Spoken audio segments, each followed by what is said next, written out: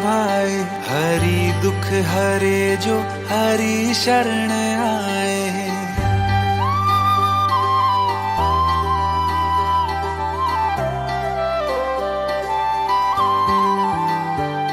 मधुर मुग्ध मुरली हरि हाथ भाई, हरि दुख हरे जो हरि शरण आए। हरि दुख हरता हरि सुख करता, हरि हरि हर नाम जपना। हरे कृष्णा कृष्णा कृष्णा हरे हरे, हरे राम हरे राम हरे हरे, हरे कृष्णा कृष्णा कृष्णा हरे हरे, हरे राम हरे राम हरे हरे।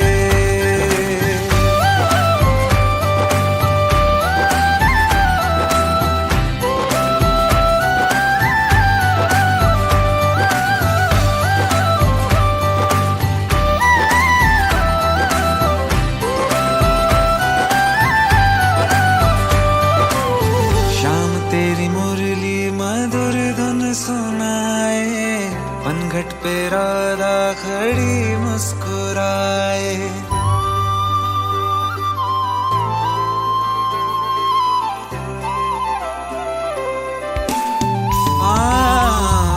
शाम तेरी मुरली मधुर धुन सुनाए, पनघट पे राधा खड़ी मुस्कुराए।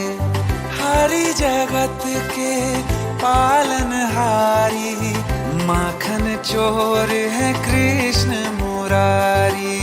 हरि दुख हरता हरि सुख करता, हरि हरि हर नाम जपना। हरे कृष्णा कृष्णा कृष्णा हरे हरे, हरे राम हरे राम हरे हरे, हरे कृष्णा कृष्णा कृष्णा हरे हरे, हरे राम हरे हरे।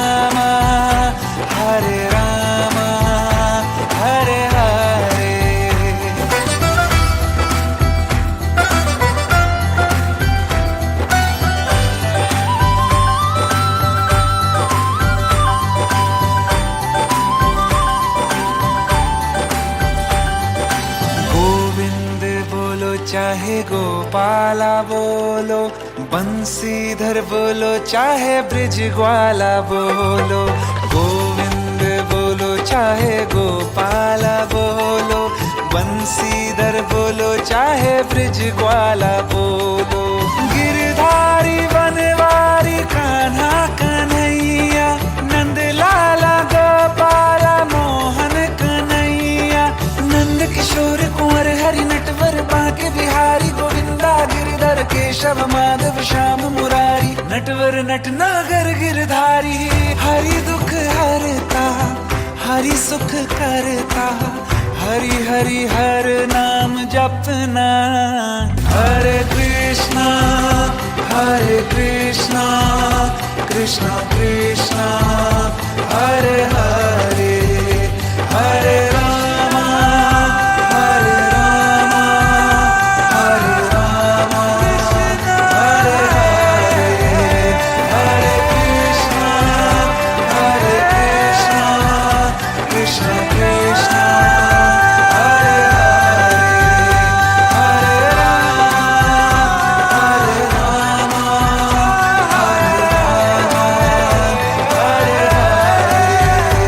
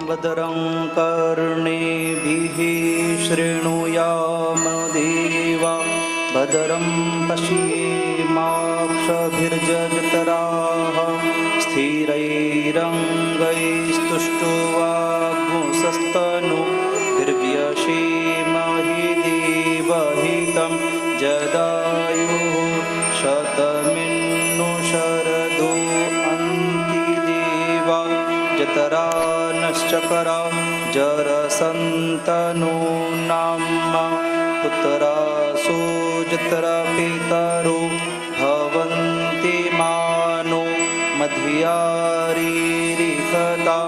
युर्गन्तोः अदितिर्द्यौरदितिरन्तरिक्षमदितिर्माता स पिता स पुत्रः विश्वे देवा अदितिः पञ्चजना अदितिर्जातमदितिर्जनितवं द्यौः शान्तिरन्तरिक्षगो शान्तिः पृथिवी शान्तिरापः शान्तिरोषधयः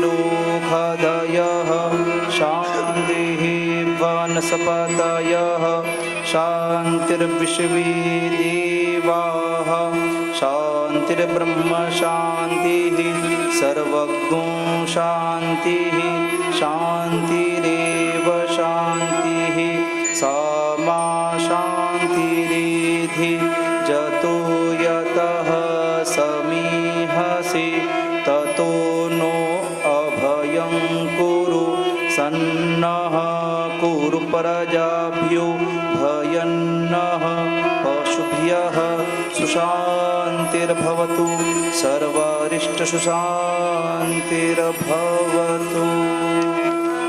गंगा गोमति गोपतिर्गणपतिर गोविंद गोवर्धनो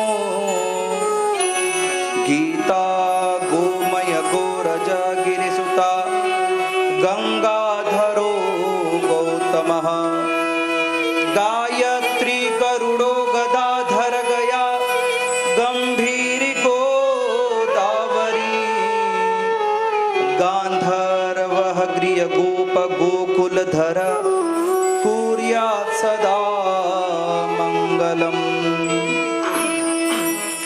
बोलिए श्रीमद् भागवत महापुराण की, बोलिए विपिन बिहारी लाल की, बोलिए व्यासदेव भगवान की, बोलिए सुखदेव महाराज की। राधे राधे।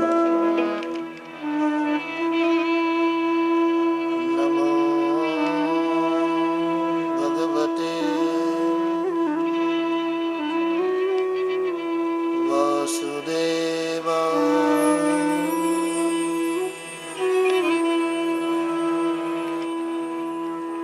स्वस्ति श्री गणेशाय नमः।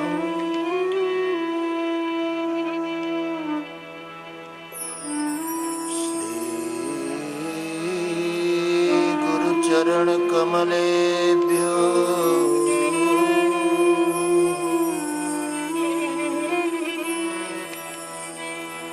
श्री सरस्वती नमः।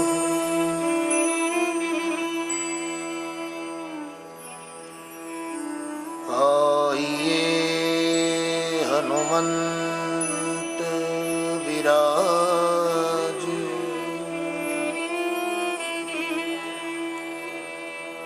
कथा कहूँ मति अनुसार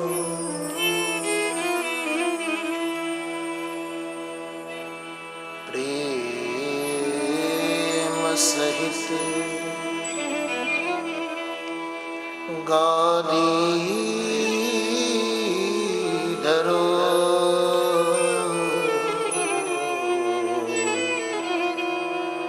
पधारिए पवन कुमार।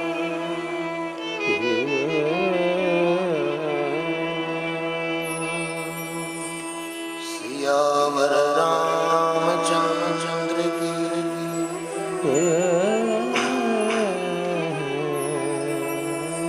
सुत हनुमान की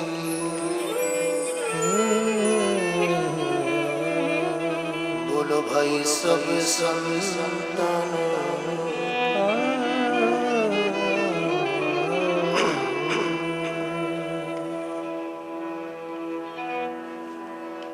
गंगा तरंग रमणी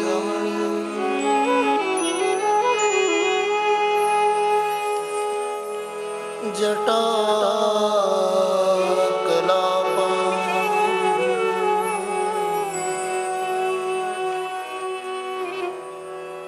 गौरी निरंतर विभूषित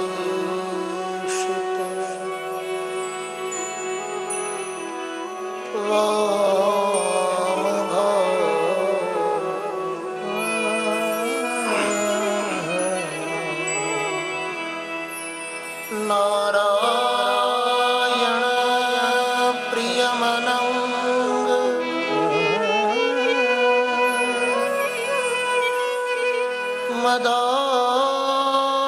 मदापहारम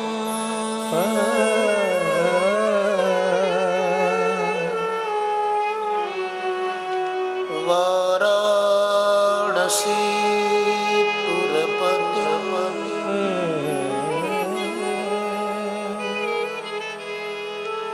भज विश्वनाथ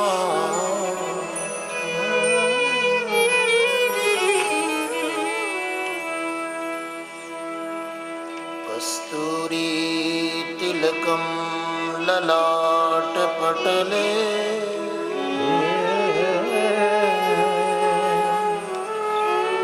वक्षस्थले कौस्तुभम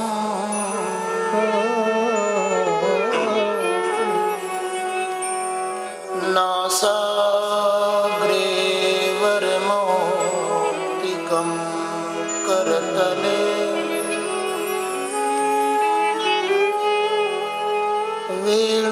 वेणुकरे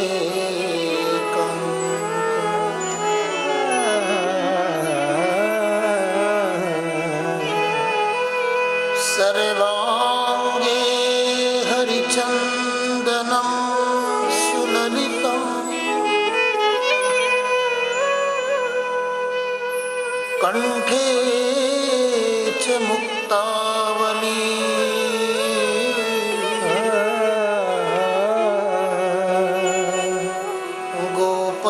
गोपस्त्री परिवेष्टितो विजयते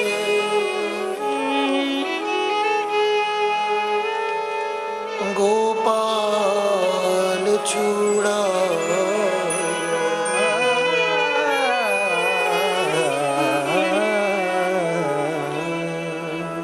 अस्ति स्वस्तरुणे कराग्रविगल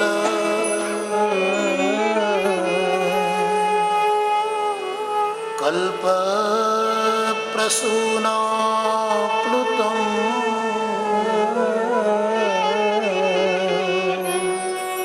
वस्तु प्रस्तुत वेणुनाद लहरी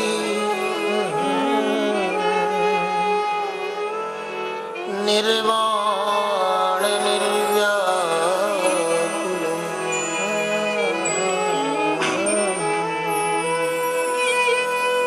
स्रस्त स्रस्त निबद्धनी विविलस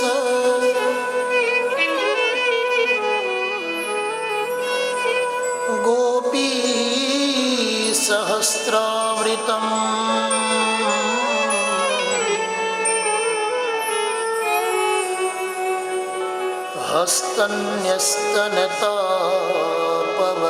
हस्तन्यस्तनतापवर्गमखिलो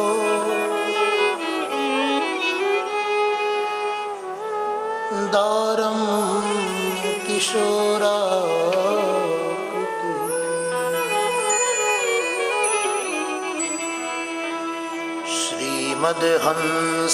श्रीमद्हंसकुमाराश्च नारदं मुनिपुङ्गवम्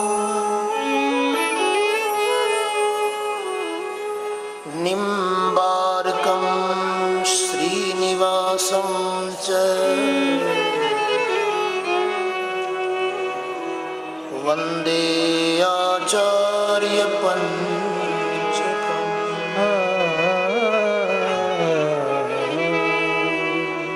हरे राम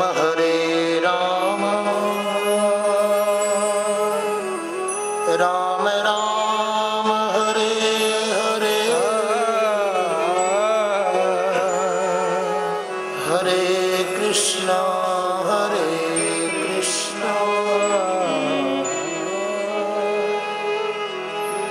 कृष्ण कृष्ण हरे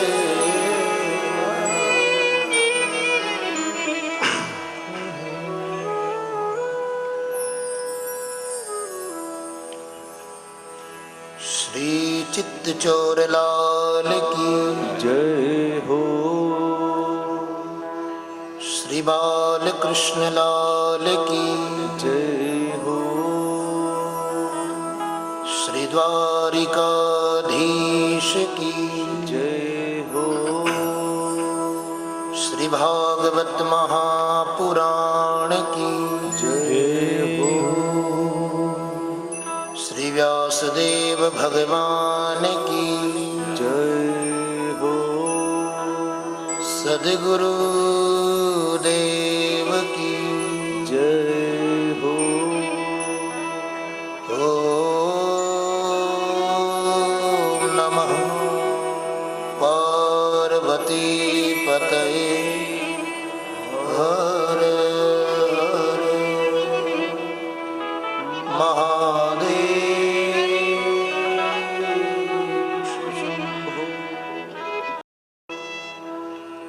आइए मनवाणी को पवित्र करने के लिए कुछ देर भगवान नाम आश्रय लेते हैं। जय राधे जय राधे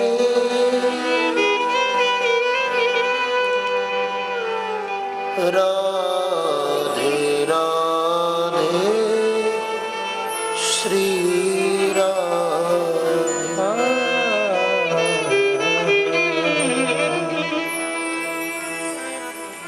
जय राधे जय राधे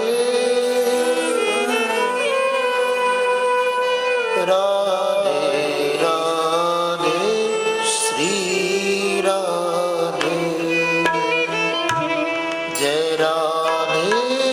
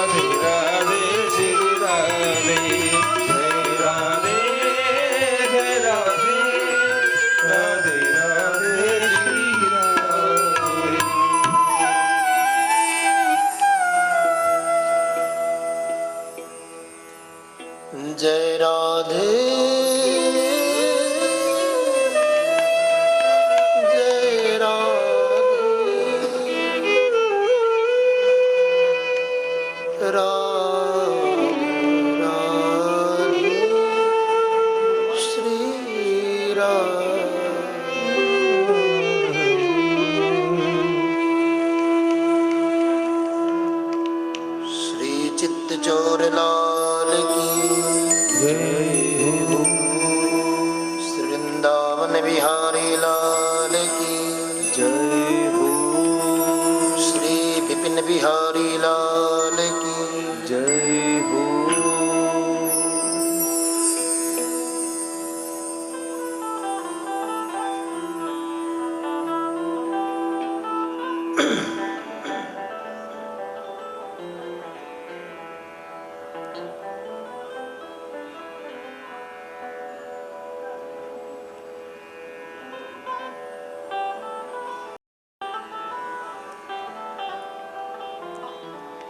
परम कृपालु करुणा वरुणालय भगवान श्री चित्तचोर लाल जी के चरणों में हम सब प्रणाम करते हैं। पूज्य विप्र चरणों में प्रणाम। यजमान चतुष्टय को बहुत बहुत स्वागत और साथ ही इस कथा के प्रसाद में सहभागी बन रहे समस्त श्रोताओं का हार्दिक अभिनंदन। परम मंगलमयी भगवान की ये कथा जो कार्तिक मास के अवसर पर हम और आप सुन रहे हैं, आइए भागवत की पंचम दिवस की कथा में प्रवेश करते हैं। कल खूब आनंद हुआ, आप सब ने उस आनंद की अनुभूति की, ऐसा मुझे प्रतीत हुआ और सबके मुख से ये भाव मैंने सुना कि खूब आनंद हुआ। और बात ही आनंद की है, कहते हैं नंद के आनंद में। नंद कौन है? ईश्वर अंश जीव अविनाशी।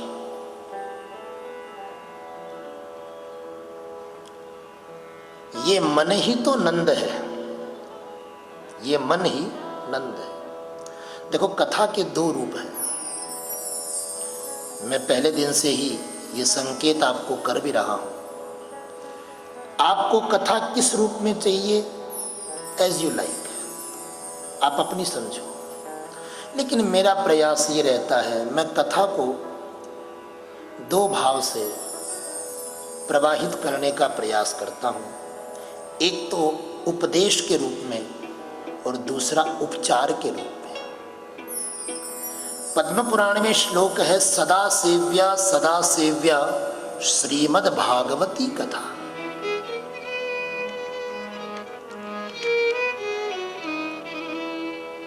श्रीमद् भागवत को प्राप्त करने के 4 तरीके हैं।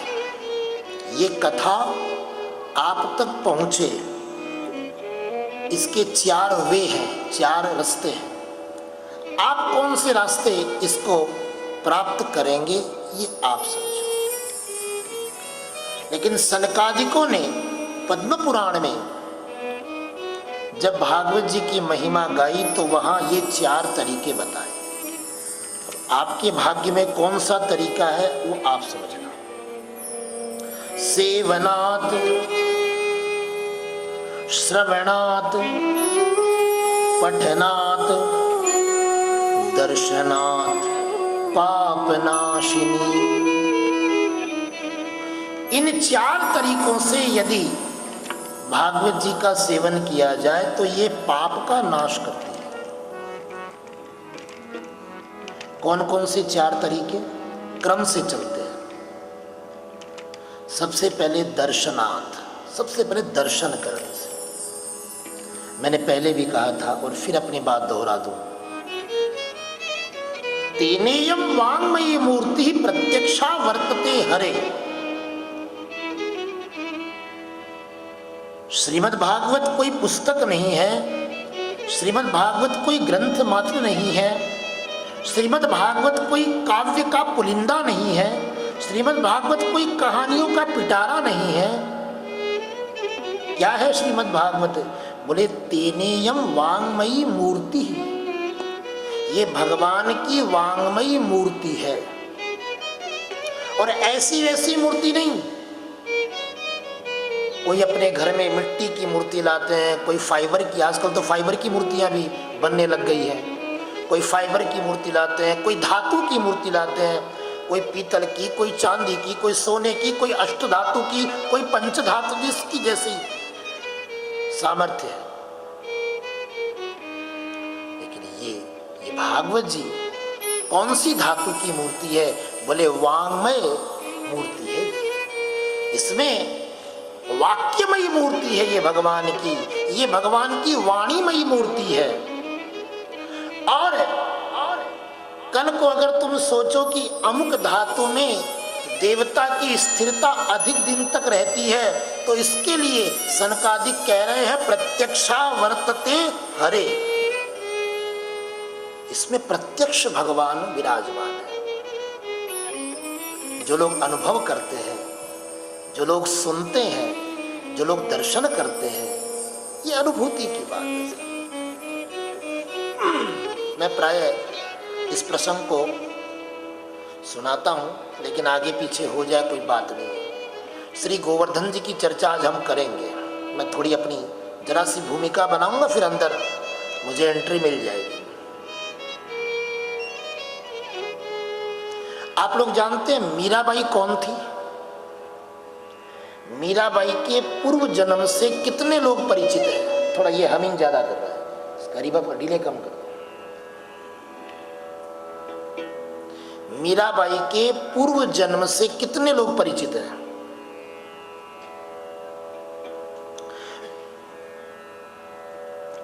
कल तो आपका उत्साह देखकर, आपके उत्साह का प्रवाह देखकर हमको अपनी कथा के प्रवाह को रोकना पड़ा, क्योंकि हम समझ गए यहाँ इतनी बाढ़ आ चुकी है कि इसके सामने हमारा जो ये छोटा सा मंदिर है, ये इसका आता पता ही नहीं चलेगा। इसलिए बहुत सी बातें कल कहते नहीं बनी, उन सारी बातों को आज मुझे दोहराना है। ठीक है, तो मैं देखो आनंद की चर्चा हो रही है, और आनंद असीमित होता है, आनंद में कोई मर्यादा नहीं होती है, आनंद असीमित है।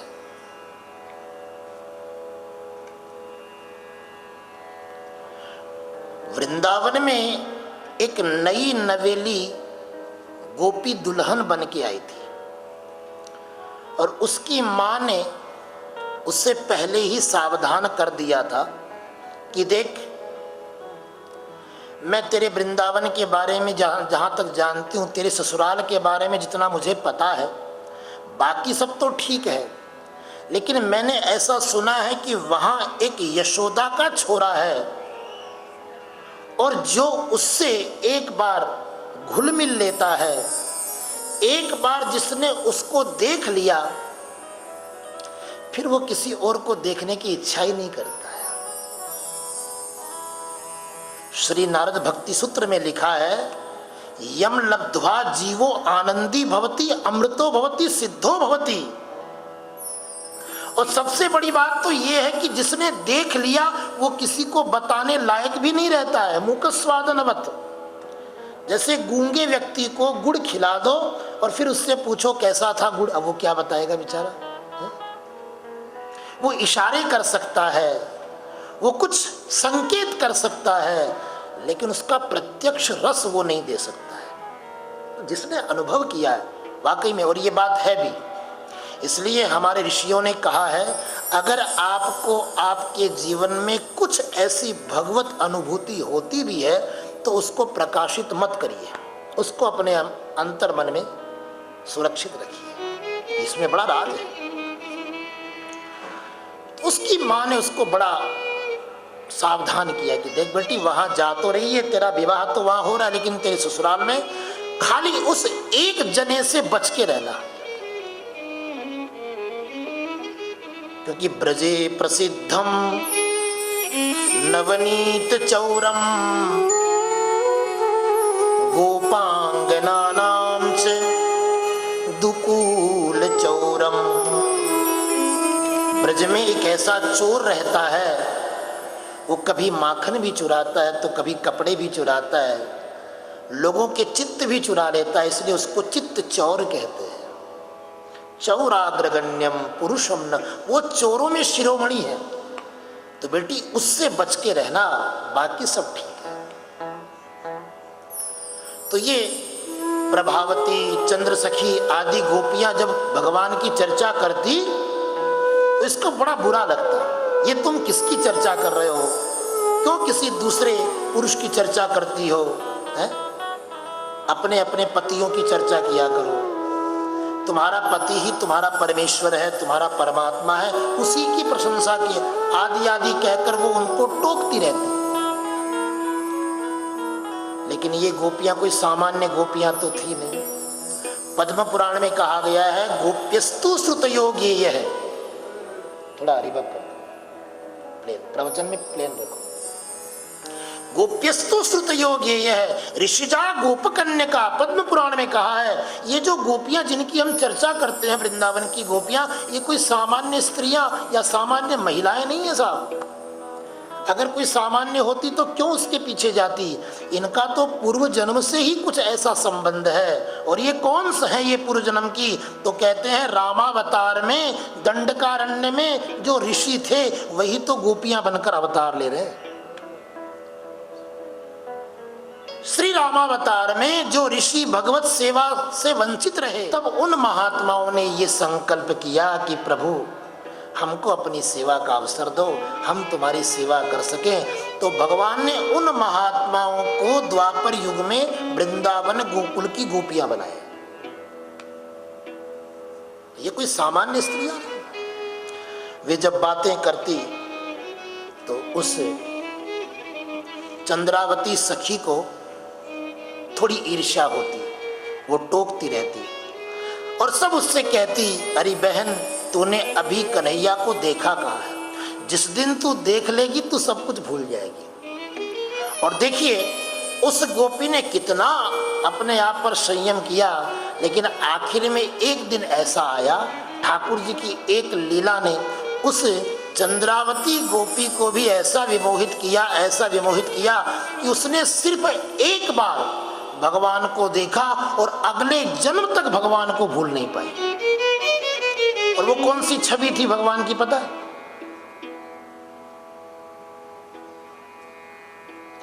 मीरा के प्रभु गिरधर नागर, है ना?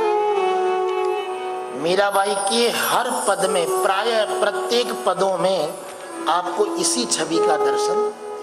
बस वो एक छवि उसने देखी, गिरधर नागर, भगवान गिरधारी का दर्शन किया और पहली बार और आखिरी बार दर्शन किया, अपनी आंखें बंद कर ली, प्रभु क्षमा करना, इस जन्म में तो मैं तुम्हें नहीं पा सकूंगी, लेकिन ऐसी कृपा करना अगले जन्म में तुम ही मुझे प्राप्त हो, तुम ही मेरे पति बनकर आना। और आपको पता है या नहीं मुझे नहीं मालूम, लेकिन मैं आपको जो अगली बात बताने जा रहा हूं ध्यान से सुनना। अगले जन्म में वही कन्या मेवाड़ में मीराबाई के रूप में जन्म लेती है। वही गोपी मेवाड़ में मीराबाई के रूप में जन्म लेती है। अब मीराबाई के जीवन में गिरधर लाल जी का प्रेम कब से आया पता है? पिछले जन्म का तो खैर योग रहा ही, लेकिन पुनः जन्म आने के बाद उनको वो स्मृति कब हुई? एक दिन की बात है, मीराबाई की मां मीरा को अपने साथ संत रविदास के सत्संग में लेकर गई। संत रविदास जी हुए ना, आप सबने नाम सुना होगा। और रविदास जी भगवान का एक बड़ा सुंदर विग्रह अपने पास रखा करते थे, जो गिरधर लाल जी का बिल्कुल भगवान, जैसे भगवान ने गिरधारी का रूप बनाया है, बिल्कुल उसी मुद्रा में वो विग्रह संत रैदास अपने पास रखते थे और नित्य उसको सत्संग में विराजमान करते और उनकी सन्निधि में ही भगवान की कथा सुनाते। मीराबाई की मां रोजाना सत्संग में जाती। एक दिन उसकी इच्छा हुई कि चलो आज मीरा को भी ले चलते हैं, ये सोचकर अपने साथ ले गई। छोटी सी कन्या थी, उसको कथा वगैरह क्या समझ में आए, लेकिन कथा सुनते सुनते एकाएक उसकी दृष्टि पड़ती है कि जो रैदास जी के पास ठाकुर जी का विग्रह विराजमान था, उस विग्रह को देखते ही मीराबाई पहचान गई कि ये तो हमारे वाले विग्रह है, ये तो हमारे वाले ठाकुर जी हैं। और फिर तो मीराबाई जो रोती है, जो बिलखती है, ए माँ मुझे ये ठाकुर जी दिला दे, माँ मुझे ये ठाकुर जी लेना है। मीराबाई की माँ कहती है बावरी हो गई, यहाँ सत्संग में आई है, प्रसाद ले और चलती बनी यहाँ से। कहाँ तू विग्रह के चक्कर में पड़ रही है? ये तो महाराज जी का विग्रह है, इसको कोई हाथ नहीं लगाता है, और तू तो उसी के पीछे पड़ गई। उस दिन के बाद तो मीराबाई खूब विलाप करती। बड़ा सुंदर भाव है, गुजराती गाते भी इस भाव को। माई मानू सुपनो देखो, देखो श्री ब्रजराज, दीनानाथ हो दीनानाथ।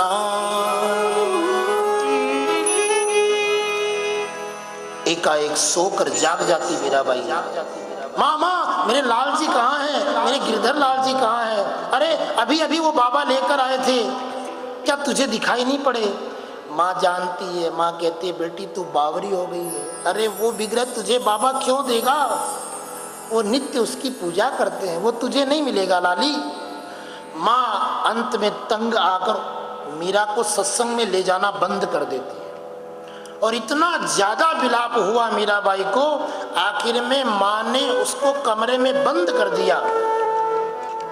और आप यकीन नहीं मानेंगे, लेकिन बड़ी विलक्षण बात है। आखिर एक दिन संत रैदास को ठाकुर जी ने स्वप्न के माध्यम से ये आदेश दिया कि रैदास तुमने अब तक हमारी खूब भाव से पूजा की, लेकिन अब मैं चाहता हूँ कि कुछ समय के लिए मैं मीरा के पास रहूँ। अब मैं उस मीरा के पास जाना चाहता हूँ, इसलिए तू मुझे मीरा के पास पहुँचा दे। और उस दिन प्रातः काल सुबह सुबह ले मीरा ले गिरधर तेरा, ले मीरा ले गिरधर, सेवा पूरी हुई अब मेरी, सेवा पूरी हुई अब मेरी, जागा भाग है तेरा तेरा, ले मीरा ले गिरधर तेरा, ले मीरा ले गिरधर। आज मीराबाई के घर के बाहर बड़े जोरों से ये सुंदर भाव एक बाबा गुनगुना रहे हैं और मीरा को बुला रहे हैं। ले मीरा ले, तेरा गिरधर तेरे पास आया है। माँ ने दरवाजा खोला, संत रैदास दरवाजे पर खड़े हैं। दौड़ कर गई, बाबा को प्रणाम किया। बाबा आप यहाँ? बोले तुमसे नहीं, तेरी बेटी से मिलना है।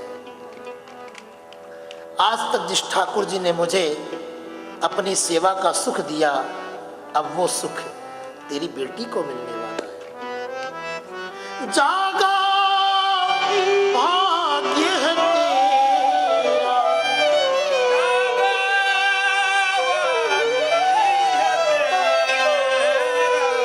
तेरा, ले मीरा ले गिरधर तेरा, ले मीरा ले गिरधर। माँ ने मीरा को जाकर बताया, जा लाली तेरा गिरधर तुझसे मिलने आया। दौड़ कर गई मीराबाई और अपने गिरधर से लिपट गई। और फिर उस दिन के बाद तो मीराबाई ने गिरधर को, मेरो तो गिरधर गोपाल दूसरो ना। तो कहने का मतलब ये भगवान का सिर्फ विग्रह मात्र नहीं है, ये भगवान की प्रतिमा मात्र नहीं है, बल्कि प्रत्यक्ष भगवान है। जब तक ये भावना नहीं बनेगी तब तक उस दर्शन का लाभ नहीं है, उस दर्शन का पुण्य नहीं है। इसलिए श्रीमद् भागवत की कृपा प्राप्त करने का सबसे पहला तरीका है दर्शनम। दर्शन। जब भी आप इस प्रांगण में पधारें, श्रीमद् भागवत का दर्शन करते हुए उनको प्रणाम। दर्शन। दूसरा बताया श्रवणात्। दर्शन के बाद श्रवण करना, सुनना, कथा को सुनना। कथा भगवान नाम रूपी अमृत है। उस अमृत को अपने कानों के प्रवेश द्वार से भीतर प्रवेश कराना, ये दूसरी कथा की कृपा है। तीसरा पठन करना, पाठ करना। जब कभी मौका पड़ जाए, कोई सुंदर श्लोक गुनगुनाने का मन करे तो गुनगुना दिया करो। और चौथा भाव है सेवनात्। इसका सेवन करना, अपने जीवन में सहेजना, अपने जीवन में सजाना। ये कथा के 4 तरीके हैं। आप लोग आनंद की सीमा में प्रवेश कर चुके हैं। हम लोग दशम स्कंद की कथा में प्रवेश कर रहे हैं और कहते हैं दशम स्कंद तो भगवान का हृदय है। श्री वल्लभाचार्य जी कहते हैं दशम स्कंद भगवान का हृदय है। यानी तुम भगवान के हृदय में प्रवेश कर रहे हो। भगवान को अपने हृदय में प्रवेश कराना एक बात है, लेकिन भगवान के हृदय में प्रवेश कर जाना ये दूसरी बात है। दशम स्कंद में प्रवेश हुआ है, यानी भगवान के हृदय में प्रवेश हुआ है। आइए कुछ जन्म की छवियों का दर्शन करते हैं, क्योंकि कल मैं उस प्रसंग को विस्तार से नहीं कह पाया। मैंने कहा ना, आपके आनंद के सामने हमको अपनी कथा प्रवाह को थोड़ा सा संकुचित करना पड़ा। लेकिन ध्यान से सुनिए, भाद्रपद मास के कृष्ण पक्ष की अष्टमी बुधवार के दिन ये भगवान के जन्म का सुंदर मुहूर्त है, सुंदर अवसर है। भादो का महीना कृष्ण पक्ष है ना, भगवान कृष्ण पक्ष में आए हैं। अब तक तो शुक्ल पक्ष में प्राय आते रहे, लेकिन इस बार भगवान कृष्ण पक्ष में आए हैं। क्यों? क्योंकि कृष्ण के रूप में आए हैं ना, इसलिए कृष्ण पक्ष में आए हैं। बुधवार चंद्रमा के वंश में आए हैं, इसलिए बुधवार के दिन आए हैं। चंद्रमा की परम प्रिय पत्नी रोहिणी नक्षत्र में आए हैं, वृष लग्न में आए हैं। ऐसे सुंदर अवसर पर मध्य रात्रि में भगवान का प्राकट्य हुआ, भगवान का जन्म हुआ। और सबसे पहले भगवान को देखा वसुदेव ने। वसुदेव ऐक्षत विरोचमानम वसुदेव ऐक्षत। सबसे पहले वसुदेव ने देखो। कथा का अपना एक तरीका है। कथा में वसुदेव ने देखा, लेकिन इसका आंतरिक भाव क्या है, इसका आध्यात्मिक भाव क्या है? वसुदेव किसको बोलते हैं? वसुदेव बोलते हैं मन को। मन का नाम है वसुदेव। वसु कहते हैं इंद्रियों को। इंद्रियों का जो देवता है उसको बोलते हैं मन, क्योंकि मन ही तो इंद्रियों पर राज करता है। ये जो इंद्रियां घूम घूम कर विषयों का भोग करती है, कुछ अच्छी खाने की वस्तु है तो खाती है, अच्छी देखने की वस्तु है उसे देखती है, अच्छी सुनने की बात है उसे सुन। ये इंद्रियां जो क्रियाएं कर रही है, इन क्रियाओं से सुख किसको मिलता है? मन को, है ना। आपने अच्छा खाया, किसको अच्छा लगा? मन को। आपने अच्छा देखा तो कौन खुश हुआ? मन खुश हुआ। आंखें कभी खुश नहीं होती है, आंखों को तो खुश होने का सुख ही नहीं है। सुख तो मन को होता है, दुख शरीर को होता है, मन को दुख नहीं होता है। ये तो हम लोग सोचते हैं, जबकि दुख शरीर को होता है और सुख मन को होता है। इंद्रियों का जो देवता है वो वसुदेव है। और देवकी कौन है? देवमयी बुद्धि ही देवकी है, जिसकी बुद्धि देवमयी हो। एक तो मैं बड़ा सुंदर वैज्ञानिक भाव बताता हूं। जीवन में हम कोई भी योजना बनाते हैं, जैसे आपने ये कथा की योजना बनाई, गौर से सुनना मेरी बात को, फिर भी जीवन में आगे काम आने वाली बात है। आप कोई भी योजना बनाते हैं, उस योजना को इन 4 इंद्रियों से गुजरना पड़ता है। उस योजना को इन 4 बैरक से गुजरना पड़ता है। कौन कौन से? ये 4 बैरिकेड्स है। सबसे पहले मन। मन में संकल्प होता है, हमको ऐसा करना है, हमको कथा करवानी है ना। तो सबसे पहले संकल्प करता है मन, उसके बाद दूसरी इंद्रिय है बुद्धि। कथा करवाने का संकल्प है मन को, लेकिन बुद्धि क्या करती है? बुद्धि उसमें कुछ अपनी योजना के आधार पर उसके प्लस माइनस का चिंतन करती है। उसमें ये बड़ा खर्चा आएगा, बड़ी व्यवस्था करनी पड़ेगी, ये करना पड़ेगा, ऐसे करना पड़ेगा। तो बुद्धि क्या करती है? थोड़ा उसको घिसती है योजना को, है? जैसे कसौटी पर घिसा जाता है, वैसे बुद्धि पे जो है थोड़ा सा उस योजना की रगड़ होती है। मन संकल्प करता है, बुद्धि उस योजना के ऊपर चिंतन करती है, विचार करती है, और बुद्धि के द्वारा किए गए नुक्ताचीनी रोक टोक पर लगाम लगाता है चित्त। चित्त यानी विवेक। हमारा विवेक कहता है कि नहीं नहीं, सब हो जाएगा, तुम चिंता मत करो, सब कर लेंगे। तो ये तीन क्रियाओं से जब कोई योजना गुजरती है तो चौथा भाव है अहंकार। मन, बुद्धि, चित्त और अहंकार। ये जो अहंकार है, फिर इसके पास बात पहुंचती है, अहंकार तक यदि योजना सही प्रकार से टिकी है तो आगे असुविधा नहीं होती, फिर अपने आप ठाकुर जी संभाल लेते। इन चार तत्वों तक हमें संभालना पड़ता है। बहुतों को आपने सुना हुआ, कई लोग कहते हैं ठाकुर जी कृपा करेंगे तो हम भी करेंगे, है? भला भगवान क्यों रोकने लगे तुम्हें ऐसा कर्म करने से, है? उसी से कहो अच्छा वृंदावन गए हैं तो कहते हैं भगवान बुलाएंगे तो हम जाएंगे। लो, भगवान के टेलीफोन करेंगे बुलाने के लिए। अपनी नाकामयाबी, अपनी अयोग्यता हम भगवान पर थोप देते हैं कि भगवान बुलाएंगे तो जाएंगे। ऐसा नहीं, अभी तक मन, बुद्धि, चित्त, अहंकार ने उसको पुष्ट नहीं किया, इसलिए हम तैयार नहीं हुए। यदि मन, बुद्धि, चित्त, अहंकार इसमें सहयोग कर दे, फिर तो ठाकुर जी अपने आप संभाल लेते। तो मन यानी वसुदेव मन है और देव की बुद्धि है। मन और बुद्धि, इन दोनों के सम्मिश्रण से ही, इन दोनों की योग्यता से ही विवेक का जन्म होता है। वह विवेक, वो चित्त ही तो कृष्ण है, वो चित्त ही तो परमात्मा है। श्री वसुदेव जी ने सबसे पहले देखा, क्या देखा? तम अद्भुतम बालकम अंबुजे क्षणम। वसुदेव जी क्या देखते हैं? बड़ा अद्भुत बालक हुआ है। इसमें अद्भुत क्या है? बोले इसके कमल जैसे नेत्र हैं, बड़े बड़े कमल जैसे नेत्र हैं। चतुर्भुजम, चार भुजाओं वाला है। ऐसे तो बालक दो भुजाओं वाले होते हैं, लेकिन ये चार भुजाओं वाला है। चतुर्भुजम, और उन चारों भुजाओं में चार आयुध हैं। कौन कौन से? शंख, चक्र, गदा और पद्म।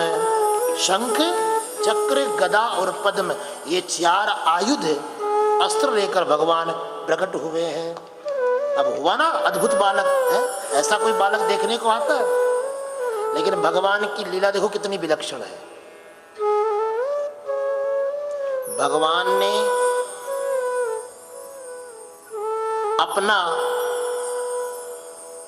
वैभव वसुदेव जी को दिखाया, लेकिन अपना बाल स्वरूप नंद जी को दिखाया। वैसे दोनों भाई हैं, नंद और वसुदेव, एक ही दादा की परंपरा में है। पिता अलग अलग हैं लेकिन दादा एक ही है। मैं कल चर्चा भी कर रहा था, याद है आपको?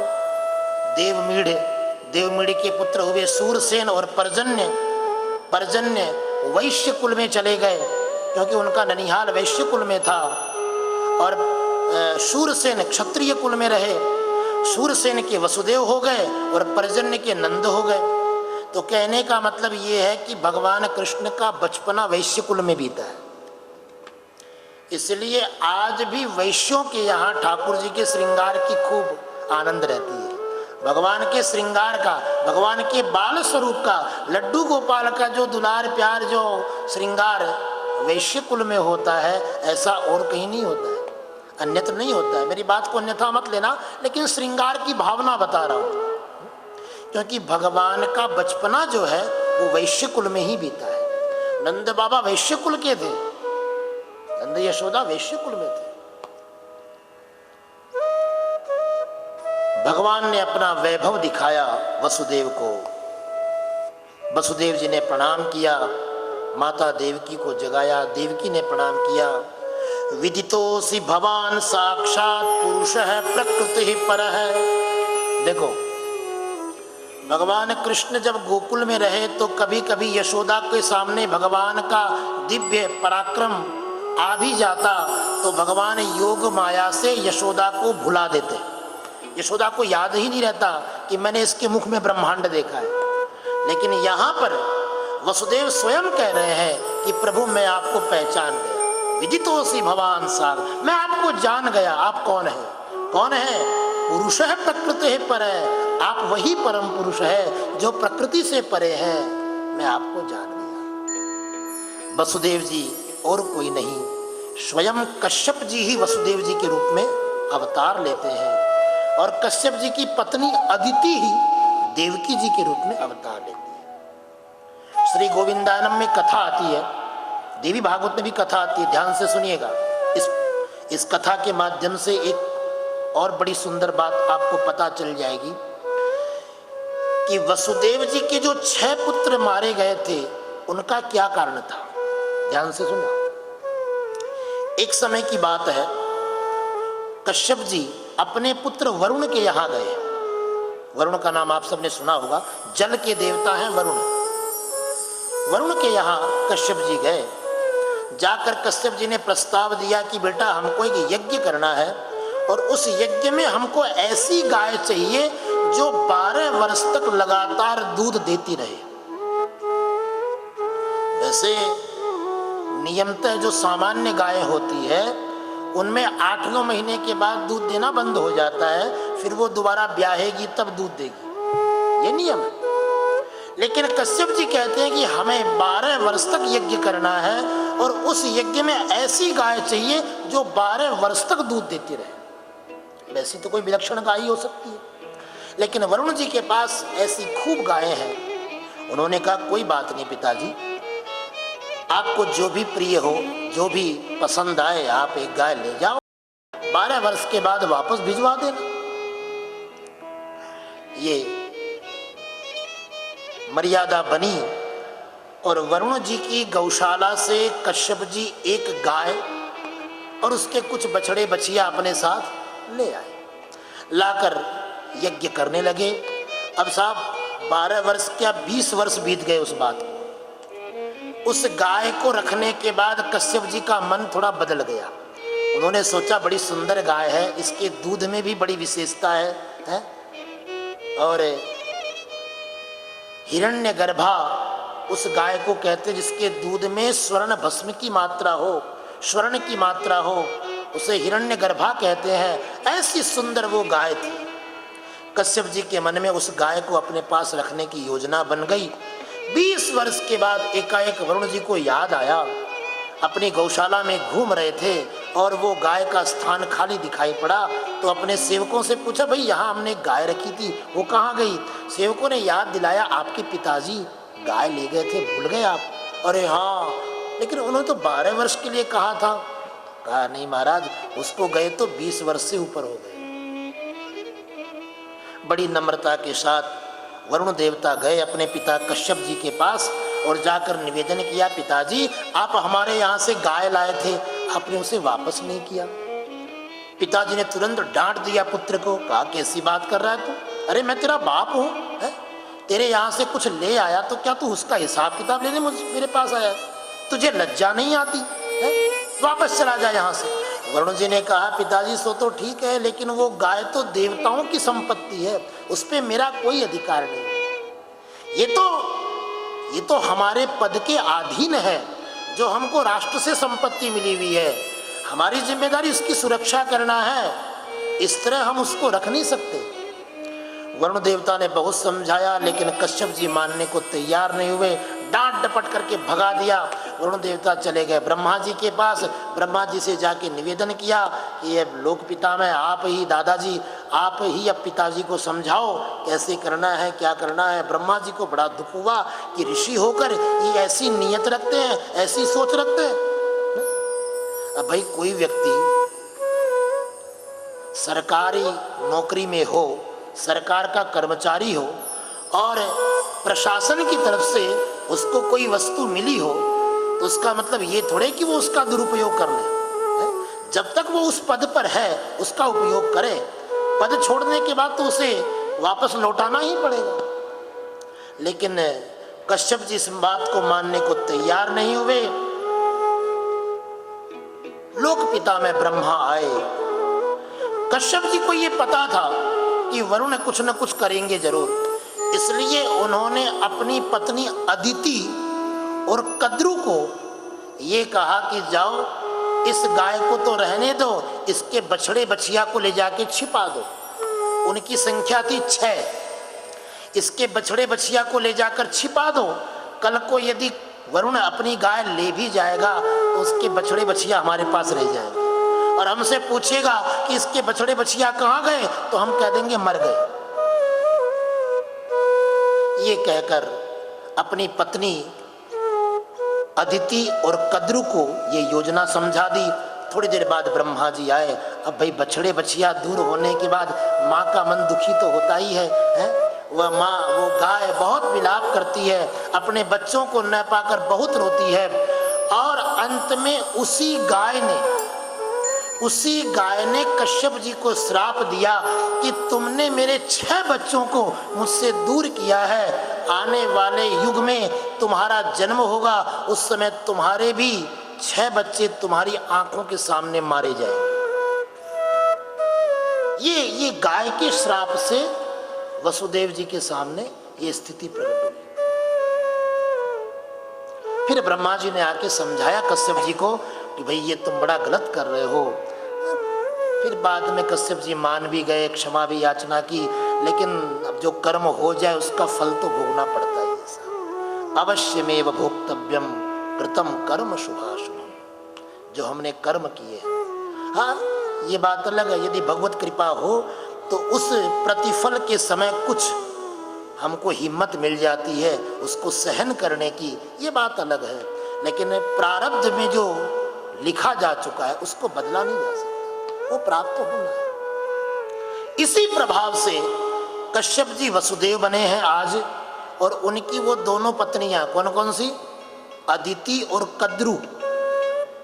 ये जो कद्रू है ये सर्पों की माता है, ध्यान से सुनना। कद्रू सर्पों की माता है, और वही कद्रू जो है इस अवतार में रोहिणी बनकर जन्म लेती है, और अदिति देवकी बनकर जन्म लेती है। और उनकी आंखों के सामने उनके 6 पुत्र, मैंने कल चर्चा भी की थी, नारद जी ने भी इसमें कुछ न कुछ सहयोग किया था। कंस को कहा था कि भाई इस तरह से बच्चों को तुम जीवन दान दोगे तो देवताओं का कोई भरोसा नहीं है, वो 8वें को पहला बनाकर, ये सब योजना जो नारद जी ने की वो ऐसे ही नहीं की, ये प्रारब्ध था ऐसा, और वो वसुदेव जी को भोगना पड़ा। 8वें पुत्र के रूप में ठाकुर जी स्वयं पधारे। कभी कभी मैं सोचता हूं, आजकल हमने भगवान की भक्ति का प्रारूप ही बदल दिया है। ठीक है, ऐसा नहीं है कि भगवान की भक्ति करने से जीवन में संकट नहीं टलते हैं, ऐसा नहीं। ठाकुर जी की कृपा से जो है उन संकटों में उपस्थित रहने का हमको साहस मिल जाता है। सोचने की बात, जिसके पुत्र स्वयं परब्रह्म परमात्मा कृष्ण बनकर आए हैं, उनके जीवन में कितना कष्ट था देखो। भला अपने 6 पुत्रों को कोई मरता हुआ देख सकता है? ये वसुदेव जी के जीवन का संघर्ष था। इस प्रकार 8वें पुत्र के रूप में श्री वसुदेव जी के यहाँ भगवान का प्राकट्य हुआ। भगवान ने कहा कि हे वसुदेव जी, आप भयभीत ना होए। वसुदेव जी को भय था कंस आ जाएगा, और जैसे मेरे बाकी पुत्रों का उसने वध किया है, कहीं इनको भी वो पीड़ित न करे। भगवान ने कहा तुम चिंता मत करो, तुम्हारे ही दूसरे भाई नंद जो गोकुल में अपनी पत्नी यशोदा के साथ रहते हैं, आप हमें वहां ले जाओ। अभी अभी उनके यहाँ एक कन्या का जन्म हुआ है। ये कन्या भी कोई सामान्य कन्या नहीं, योग माया है? स्वयं भगवती जगदम्बा ने मार्कंडे पुराण में लिखा है ना, नंदा भगवती दुर्गा देवी थी विख्यातम, ये जो भगवती दुर्गा देवी है, ये जगदम्बा है, यही तो द्वापर युग में नंद बाबा की पुत्री बनकर नंद बाबा के यहाँ जन्म लेती है। वही योग माया का जन्म हुआ है नंद के यहाँ। तो भगवान कहते हैं वहाँ से उस कन्या को ले आना और हमको वहीं छोड़ आना। नंद बाबा के उस दिव्य गोकुल धाम में वसुदेव जी गए और वहाँ पर भगवान को विराजमान किया, वहाँ से कन्या लेकर आए। आदि आदि चर्चा हम कल कर चुके हैं वैसे तो, लेकिन मैं बस थोड़ा सा आज के क्रम को जोड़ने के लिए ला रहा हूँ। और फिर कंस कारागार में आए, कन्या को मारने का प्रयास किया, कन्या हाथ से छूटी, आकाश में चली गई। समस्त देवताओं ने कन्या को प्रणाम किया। कन्या ने सचेत किया कंस को, दुष्ट तुझे मारने वाला तो कहीं और पैदा हो चुका है, इसलिए तेरे सारे प्रयास व्यर्थ है।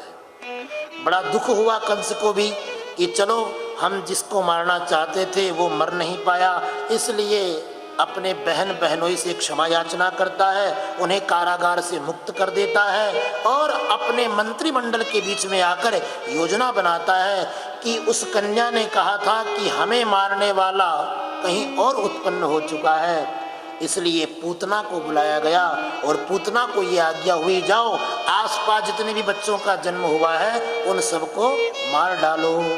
पूतना, पूतान अपि नयति इति पूतना, जो बच्चों को मार डाले, जिससे बच्चे ना प्रिय हो, वह पूतना।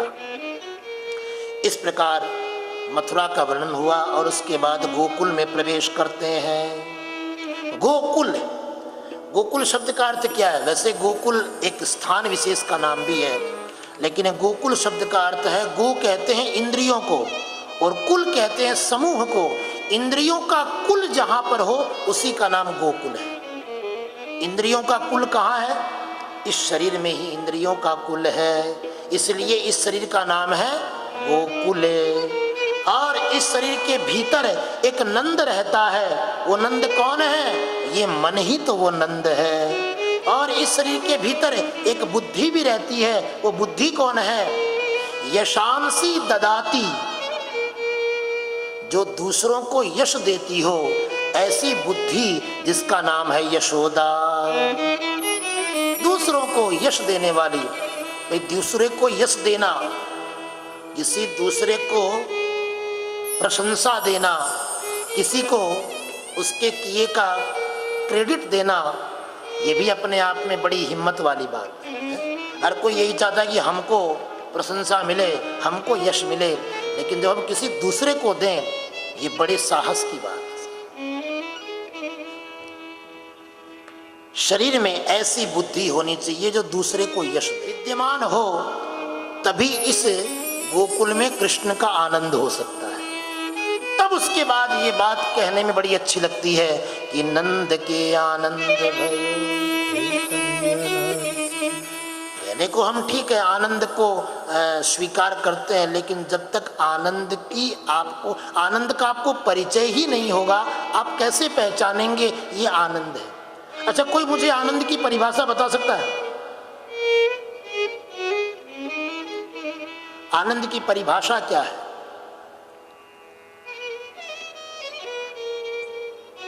सुख आनंद नहीं हो सकता है,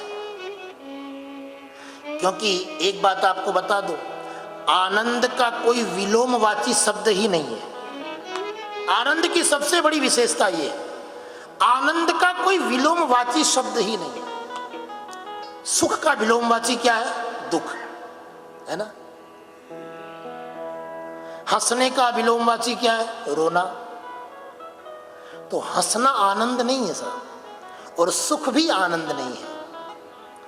और यदि मैं सीधी सी भाषा में कहूं तो हमारे जीवन की ये जितनी भी अवस्थाएं हैं, इन सभी अवस्थाओं की जो चरम सीमा है उसका नाम है आनंद। आपके सुख की चरम सीमा का नाम है हर्ष। हर्ष का कोई विलोमवाची शब्द नहीं है, हर्ष का कोई विलोमवाची शब्द नहीं। नंदस्त्वात्मज उत्पन्ने, और एक बात और कहूं, अच्छे अच्छे लोगों के वश की बात नहीं है आनंद को पचा पाना। आपने अनुभव किया होगा, किसी के जीवन में बहुत अधिक प्रसन्नता की बात सुनने को मिल जाए तो कई लोग तो सुनते ही गोविंदाय नमो नमः, है ना, अटैक हो जाता उनको, होता है कि नहीं होता है, बहुत ज्यादा प्रसन्नता की बात।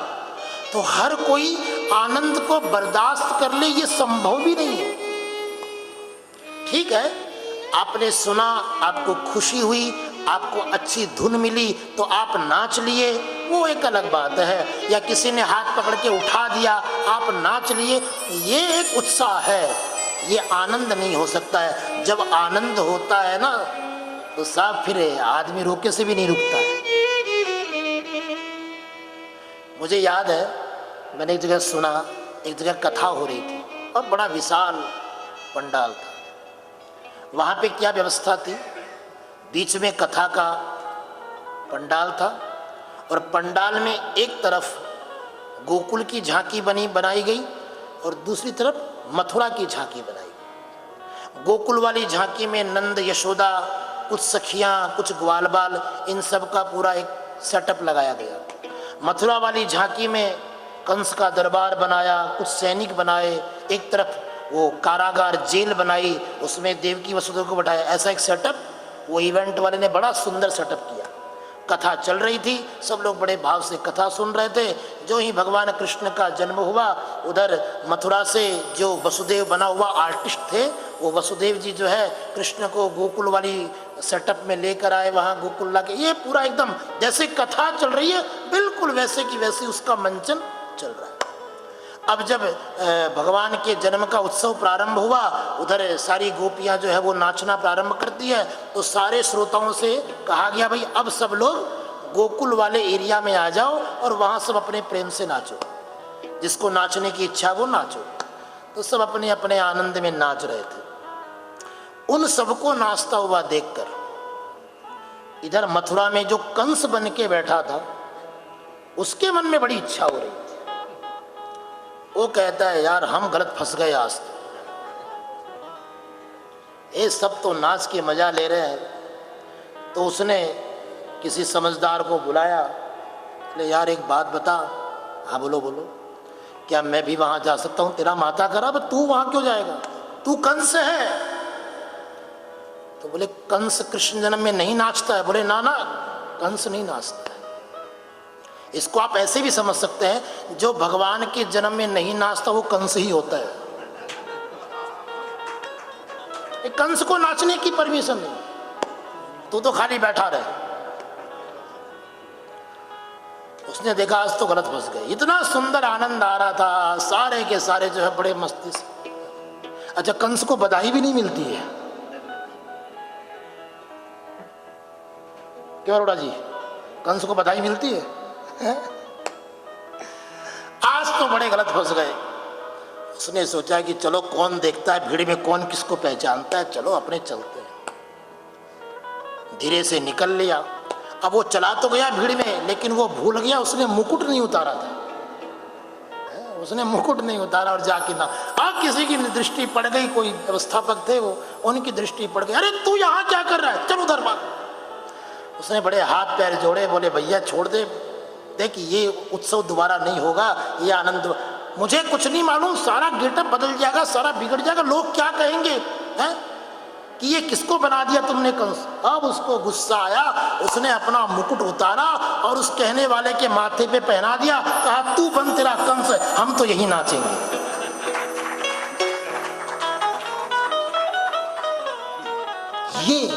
ये आनंद है साहब, ये आनंद है। आप रुक नहीं पाओगे, आप रुक नहीं सकते। कोई कितना भी रोक ले, जिसको आनंद मिलता है ना, फिर साहब वहां पर कोई औपचारिकता नहीं रहती है। न लोक लाज की न वेद को कयो करे, इसी की लाज नहीं किसी। इसलिए यहाँ सुखदेव जी का परिचय कराते हैं, क्षमा करें नंद बाबा का परिचय कराते हुए सुखदेव जी कहते हैं महामनाहा। सुखदेव जी कैसे हैं, नंद बाबा कैसे हैं? बोले महामनाहा, उनका मन बड़ा है, दिल बड़ा है। और देखो ये छोटे दिल वालों के बस की बात भी नहीं है आनंद पाना। छोटी दिल वालों का मतलब जो जरा जरा सी बात पर बुरा मान जाते हैं, मुंह फुला लेते हैं, ऐसे लोग आनंद को पा भी नहीं सकते, ऐसे संकोची लोग। और ऐसा नहीं है आनंद सिर्फ सुख में ही हो, ऐसा भी नहीं, दुख में भी अपना एक आनंद होता है, दुख में भी अपना एक आनंद। हम लोग सोचते हैं कि सिर्फ हंसना ही एक आनंद, ऐसा नहीं है। आनंद हंसाता ही नहीं, आनंद कभी कभी रुलाता भी है। आपने देखा होगा बहुत से लोगों के जीवन में अचानक उसकी कल्पना से परे जब कोई खुशी की बात आ जाए तो उसकी आंखों से आंसू नहीं कहते खुशी के आंसू है? खुशी में आंसू का क्या काम है? ये आंसू नहीं है, ये आनंद का अंबार है साहब, ये आनंद का। गोविंद गोकुले आयो, गोविंद गोकुले आयो, गोविंद गोकुले आयो, गोविंद गोकुल।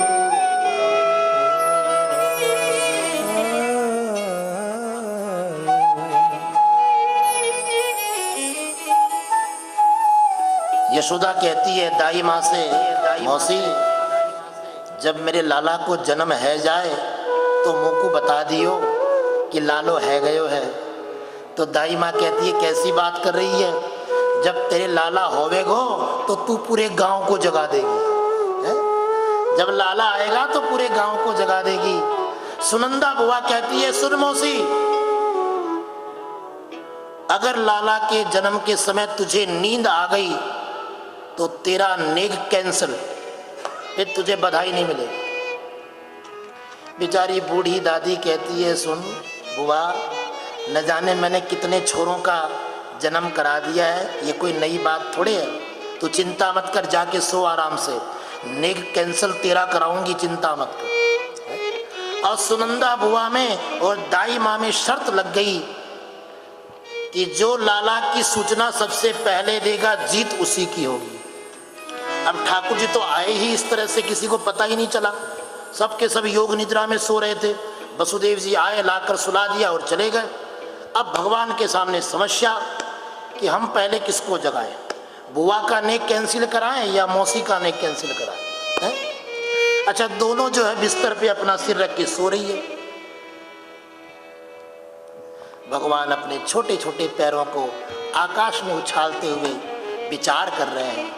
कभी माँ की ओर देखते हैं तो कभी बुआ को देखते हैं, कभी दाई माँ को देखते हैं। और उसी समय भगवान ने बड़ी सुंदर योजना बनाई और भगवान ने एक जोर की किलकारी मारी। और जो ही भगवान की किलकारी सुनाई पड़ी, दोनों की दोनों बुआ और मौसी दोनों की दोनों उछल पड़ी, अरे लालो है गयो, लालो है गयो। अरे ओ नंद बाबा,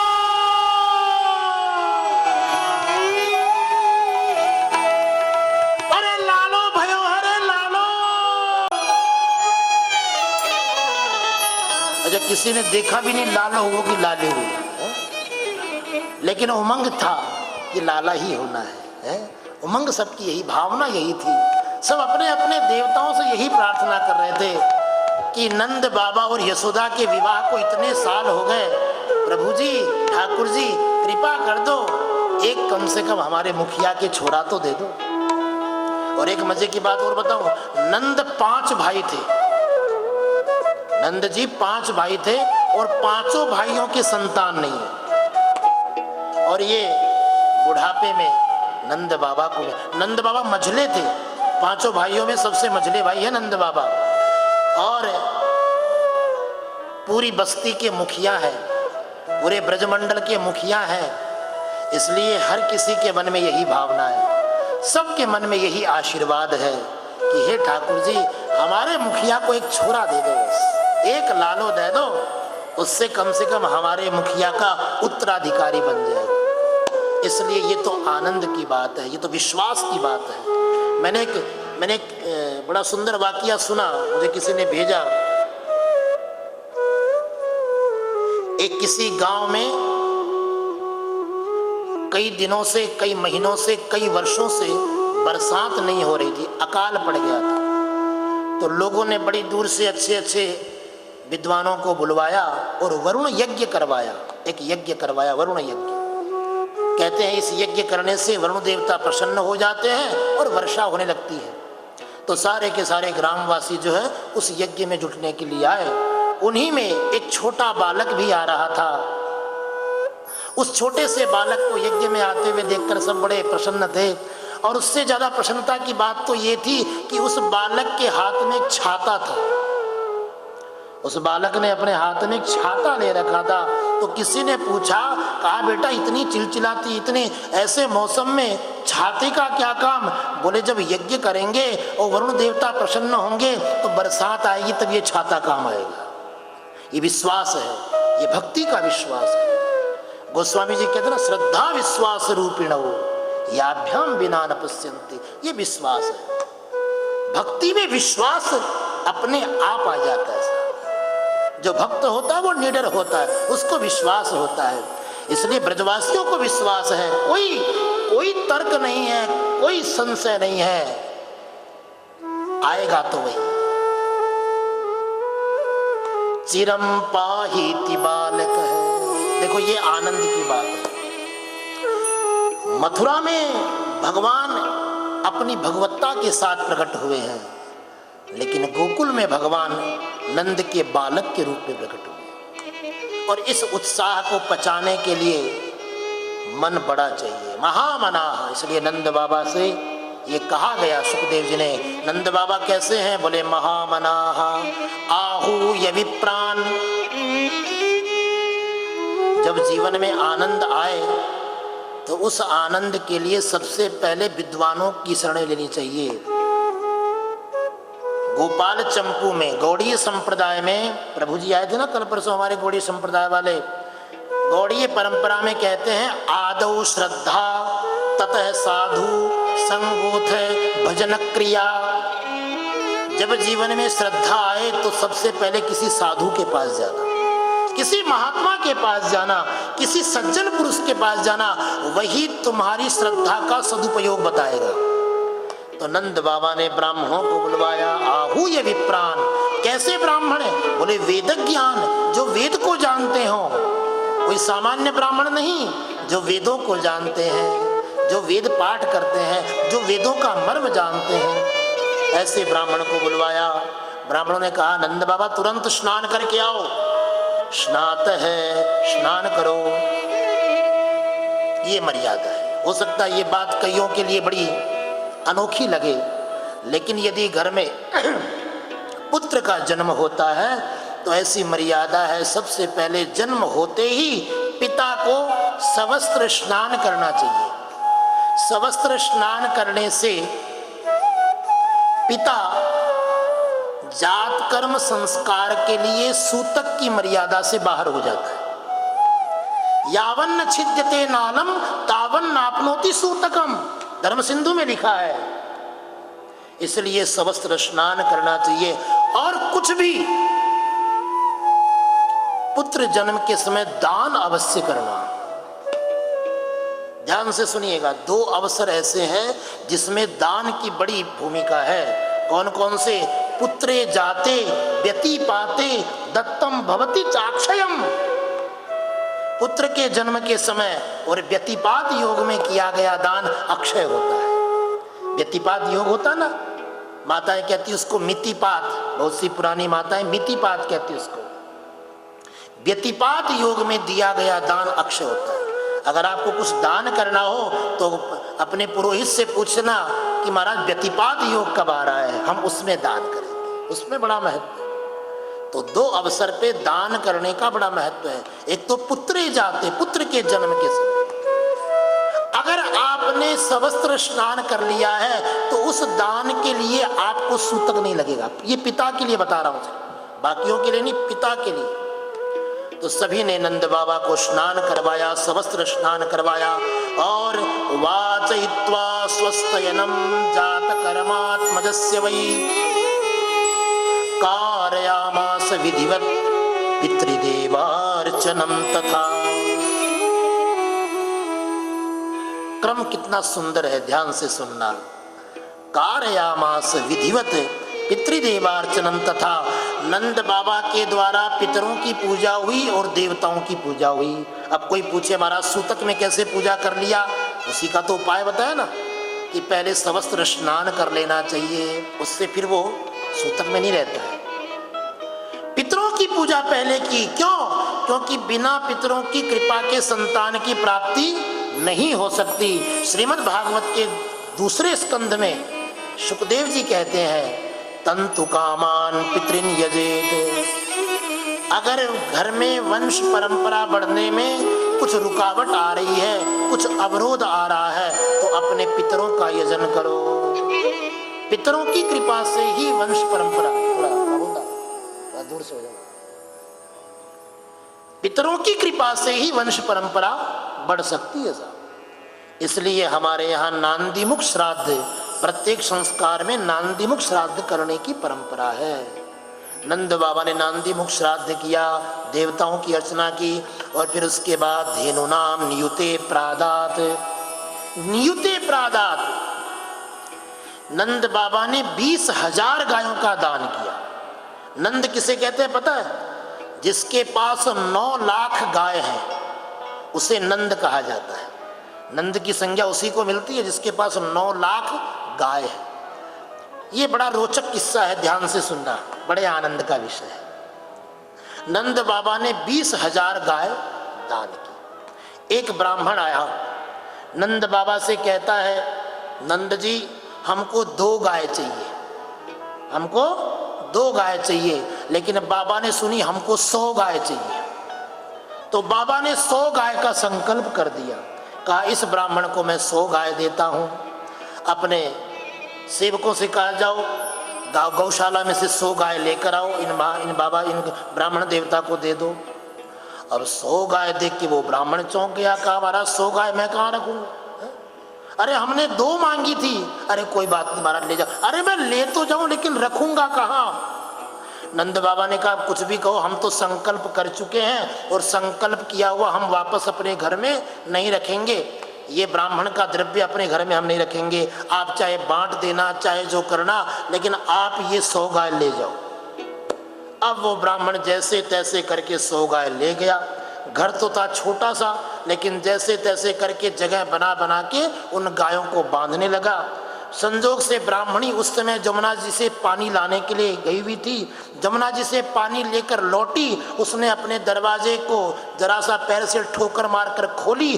दरवाजे के पीछे कुंडी से एक गाय बंधी हुई थी। जो ही ब्राह्मणी भीतर प्रवेश करती है, उस गाय ने अपनी सींग हिलाई, ब्राह्मणी नीचे और पानी का मटका ऊपर। शुद्ध स्नानम समर्पयामि। ब्राह्मणी का शुद्ध स्नान हो गया पूरा का पूरा। और ब्राह्मणी चौकी, ये क्या है? चारों तरफ देखती है, पूरे घर में गाय ही गाय बंधी पड़ी है। बड़ी मुश्किल से जाने का रास्ता निकालती है, पति को आवाज लगाती है, अजी कहाँ हो, कहाँ हो? जैसे तैसे करके पति के पास पहुंची तो क्या देखती है?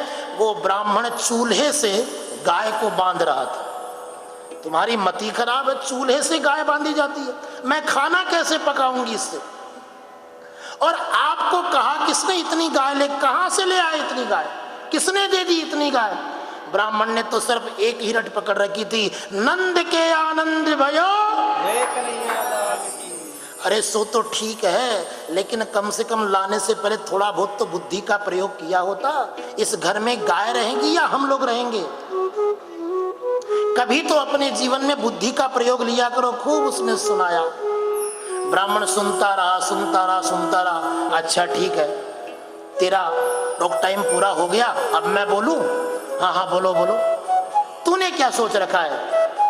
अकल पर तेरी अकेली का इजारा है, हमारे पास अकल नहीं है। सुन, तुझे पता इतनी गाय क्यों लेकर आया हूं? क्यों? इसमें से आधी गाय तेरे पीहर भिजवा देंगे। आप पीहर का नाम सुनते तो बहन खुश। आज जिंदगी में पहली बार तुमने बुद्धि का काम किया। आज जिंदगी में पहली बार। अब तो ब्राह्मणी भी दोनों हाथ उठाकर नंद के आनंद भयो जय कन्हैया लाल, नंद के आनंद भयो जय कन्हैया लाल की। हे हाथी घोड़ा पालकी जय कन्हैया लाल की।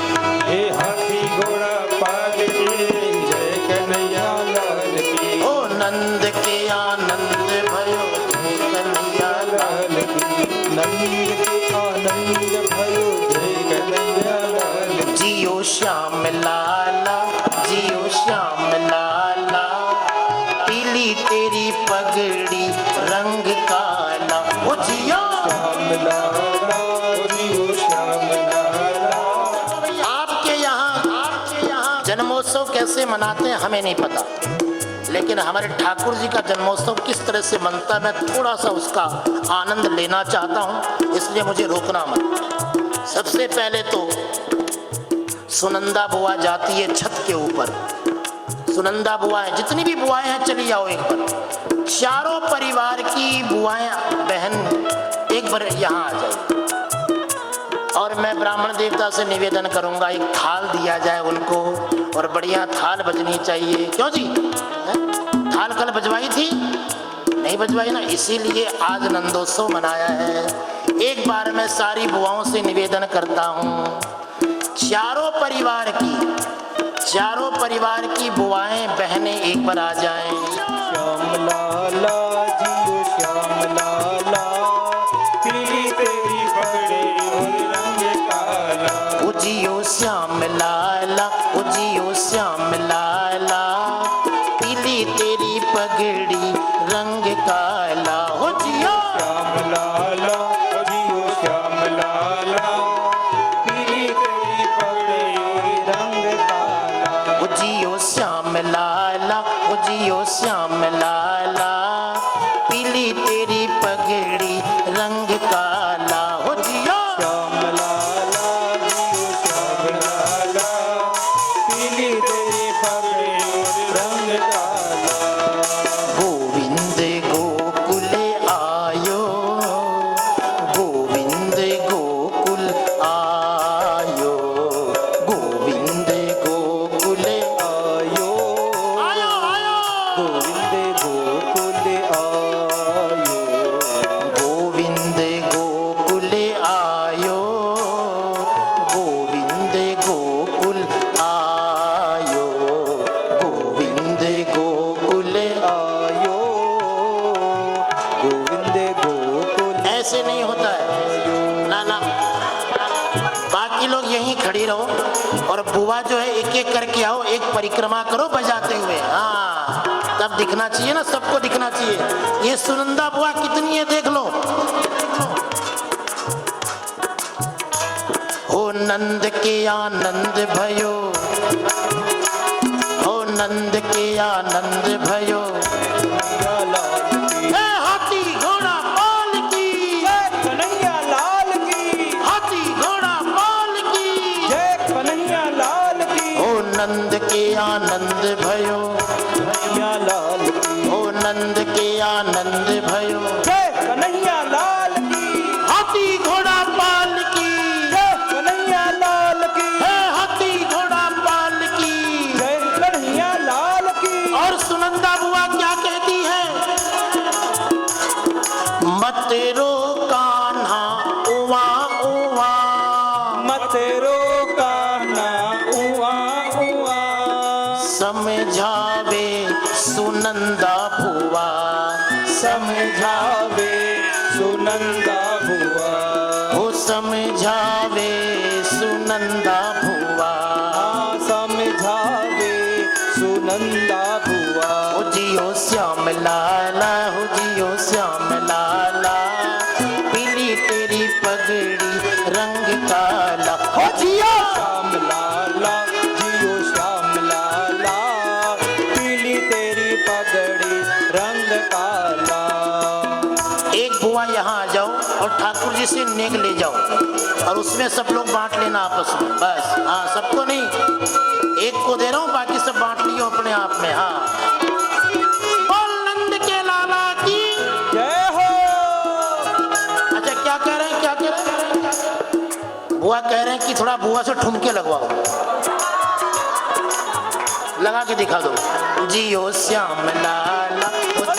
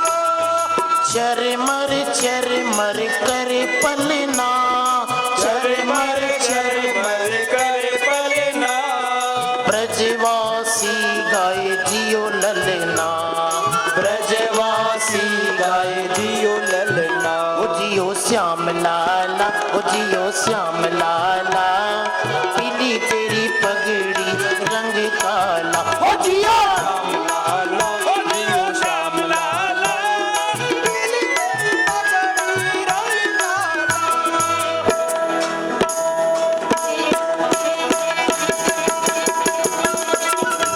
आनंद के आनंद भयो, कन्हैया लाल की, आनंद के आनंद भयो, कन्हैया लाल की, हाथी घोड़ा पाल की, जय कन्हैया लाल की, हाथी घोड़ा पाल की। जय कन्हैया लाल की, आनंद के आनंद भयो, कन्हैया लाल की, आनंद के आनंद भयो, कन्हैया लाल की, हाथी घोड़ा पाल की, जय कन्हैया लाल की, हाथी घोड़ा पाल की। जय कन्हैया लाल की, आनंद के आनंद भयो, कन्हैया लाल की, हाथी घोड़ा पाल की, जय कन्हैया लाल की, आनंद के आनंद भयो, जय कन्हैया लाल की, हाथी घोड़ा पाल की, जय कन्हैया लाल की, हाथी घोड़ा पाल की, जय कन्हैया लाल की, हाथी घोड़ा पाल की, जय कन्हैया लाल की, हाथी घोड़ा पाल की, जय कन्हैया लाल की, हाथी घोड़ा पाल की। जय कन्हैया लाल की, आनंद के आनंद भयो, जय कन्हैया लाल की, आनंद के आनंद भयो, जय कन्हैया लाल की, आनंद के आनंद भयो, जय कन्हैया लाल की, आनंद के आनंद भयो, जय कन्हैया लाल की,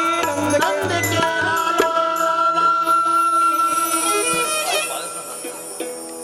भगवान के नंदोत्सव की सबको बधाई हो, बधाई हो, बधाई हो, बधाई हो। और सारी बुआओं को बधाई हो, बधाई हो, बधाई हो। कल आनंद आया, आया। आज भी आनंद आया, आया। एक ही विषय को अगर आप 2 बार सेलिब्रेट करें तो दोनों बार वो आनंद नहीं आता है ना। पहली बार ज्यादा आनंद आता है, दूसरी बार कम आता है। लेकिन ठाकुर जी का उत्सव देखो कि कल तो आनंद आया ही और आज उससे दुगना आनंद आ गया, है ना। ये आनंद की व्याख्या है साहब।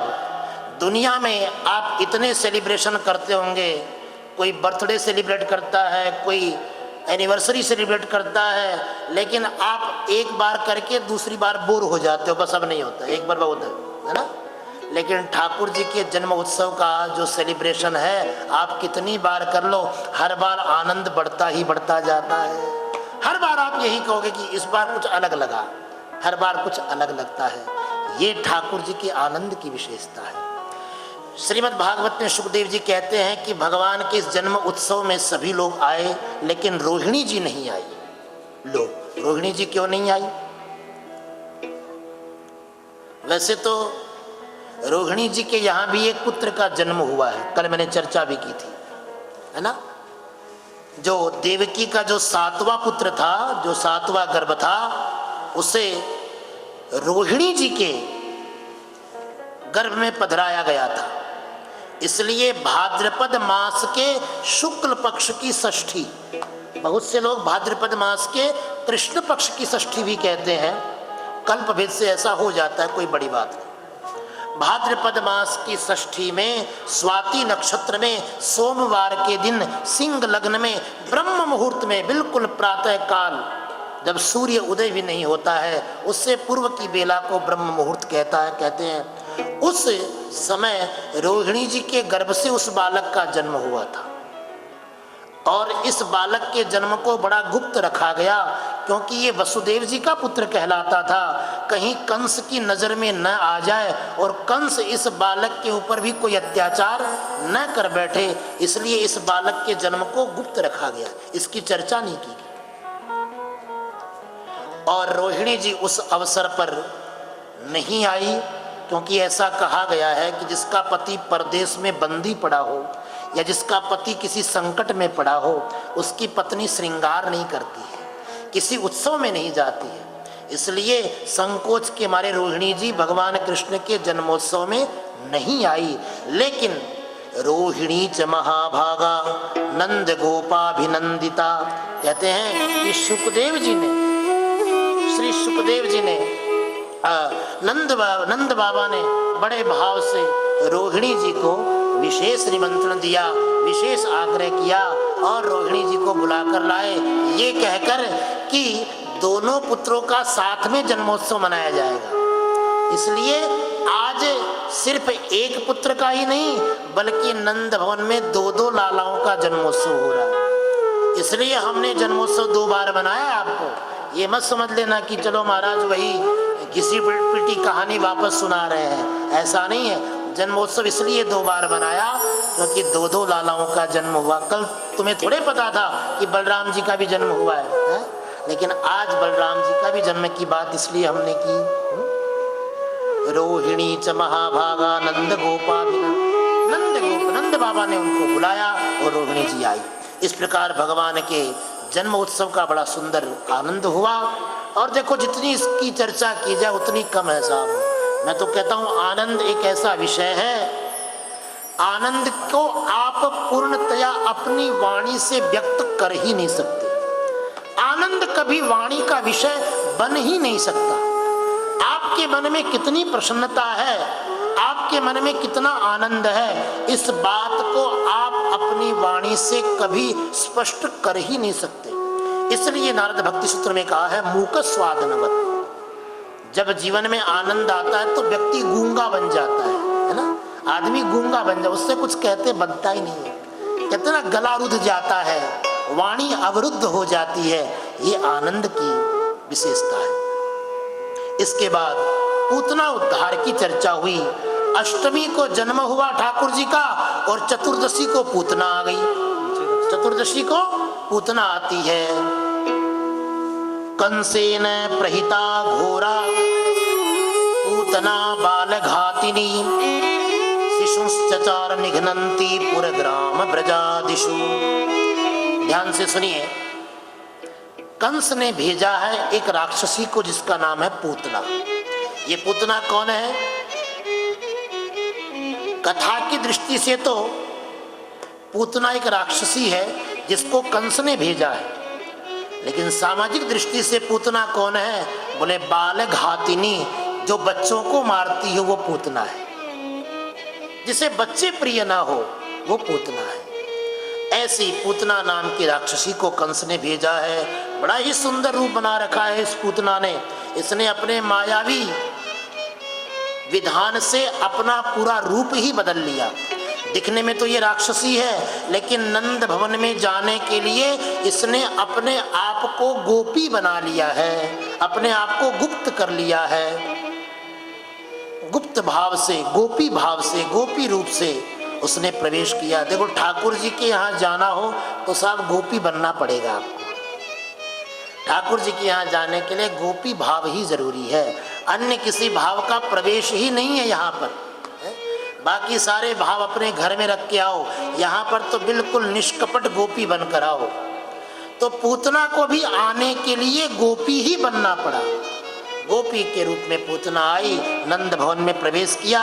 और देखो जो जिसके अंतर मन में कुछ न कुछ कटुता होती है वो कुछ न कुछ योजना लेकर चलती है। पूतना ने क्या किया? विषधर सर्पों के जहर को अपने हाथ में उगलवाकर अपने स्तनों पर लेप कर लिया और बड़े मायावी रूप में नंद भवन में जा पहुंची। उस समय भगवान कृष्ण मैया यशोदा की गोद में सोए हुए थे। तभी पूतना वहां पहुंचकर यशोदा को टोकती है, अरे यशोदा, तुझे बस अपने बच्चे को सुलाना आता है, तुझे इसकी भूख प्यास का पता नहीं चलता है। इस प्रकार भांति भांति के उलाहने मारकर अपनी विद्वत्ता प्रदर्शित करने लगी। ये जताने लगी कि हमको बच्चों के बारे में ज्यादा जानकारी है, ऐसा पूतना ने जताया। यशोदा ने समझा हो सकता है कोई समझदार गृहिणी है, इसको बच्चों के बारे में ज्यादा पता है, तो यशोदा ने उस बालक को, अपने लाला को उसकी गोद में दे दिया। यशोदा अपनी सखियों में व्यस्त हो गई और पूतना ने मौका देखा और मौका देखकर तुरंत भगवान को अपनी गोद में लेकर अपना अपना स्तन भगवान के मुख में पधरा दिया। चराचरात्मा सनिमीलिते क्षण है। पूतना की योजना में भगवान भी सहायता कर रहे हैं। कैसी सहायता कर रहे हैं? कहते हैं पूतना को देखकर भगवान ने अपनी आंखें बंद कर ली। अपनी आंखें क्यों बंद की? कहीं पूतना से भगवान के नयन मिल गए तो पूतना का मायावी रूप जो है वो नष्ट हो जाएगा। ये सोचकर भगवान ने अपने नेत्र बंद कर लिए और पूतना ने भगवान के मुख में अपना स्तन पधराया। अपना दूध पिलाने के लिए दूध के बहाने भगवान को विष पिलाना चाहती है और तुरंत भगवान ने पूतना के स्तनों के माध्यम से उसके प्राणों को पीना प्रारंभ किया। गाढ़ं कराभ्याम भगवान प्रपीड्यतम्। अपने छोटे छोटे हाथों से पूतना के स्तन को पकड़कर भगवान बड़े जोरों से उसके स्तनों का पान करने लगे। भगवान के पान करने से पूतना छटपटाने लगी। उसने सोचा कहीं यहाँ पोल न खुल जाए, इसलिए जैसे तैसे करके बर्दाश्त करके लाला को अपनी छाती से चिपकाए हुए पूतना घर के पिछले दरवाजे से बाहर निकल जाती है और मथुरा की तरफ दौड़ पड़ती है। लेकिन भगवान ने आधे रास्ते में ही उसके प्राणों का पान कर लिया। पूतना चिल्ला रही है, लाला छोड़ दे, लाला छोड़ दे। लेकिन भगवान कहते हैं, मौसी,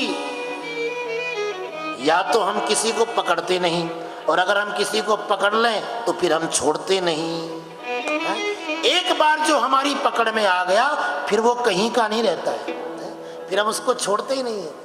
एक बार जिसको हमने चस्का लगा दिया उसको हम 3 घंटा यहीं बैठा के रखते हैं, चाहे कुछ भी हो जाए फिर उसको छोड़ते नहीं है, यहीं बैठा रहे। कितने ही लोगों के फोन आ रहे हैं, कुछ समाचार आ रहे हो, लेकिन वो ऐसा दीवाना बन के बैठ जाता है। श्री कृपालु जी महाराज कहते हैं ना वृंदावन में,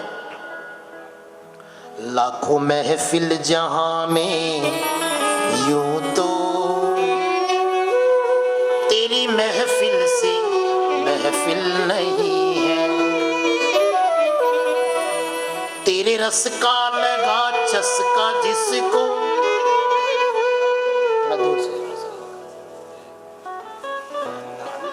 आप लोग वृंदावन जाते हो तो वहां पे एक बड़ा ही सुंदर स्थान है, तो मैं समझता हूँ सभी ने दर्शन किया होगा, श्री प्रेम मंदिर।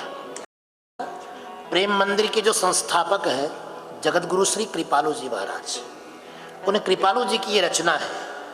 ध्यान से सुनिएगा, बड़ा सुंदर भाव है। एक ही अंतरा गाऊंगा मैं, प्रासंगिक बात इसलिए सुना रहा हूं, संत की वाणी है। लाखों महफिल जहां में यूं तो तेरी महफिल सी महफिल नहीं है।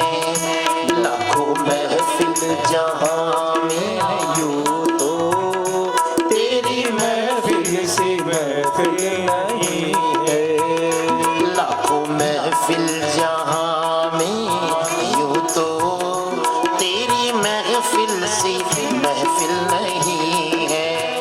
चस्का जिसी को लगता बैकुंठ फीका सा उसको, डूब कर कोई बाहर न आया, इसमें भंवरे है साहिल नहीं है। डूब कर कोई बाहर न आया, इसमें भंवरे है साहिल नहीं है। लाखों महफिल जहां में यूं तो तेरी महफिल सी महफिल नहीं है। लाखों महफिल जहां में यूं तो तेरी महफिल सी महफिल नहीं है। दर बदर खा के ठोकर जो थक कर आ गया घर कोई तेरे दर पर। दर बदर खा के ठोकर जो थक कर आ गया घर कोई तेरे दर पर। तूने नजरों से जो रस पिलाया वो बताने के काबिल नहीं है। तूने नजरों से जो रस पिलाया वो बताने के काबिल नहीं है। लाखों महफिल जहां में यूं तो तेरी महफिल सी महफिल नहीं है। लाखों महफिल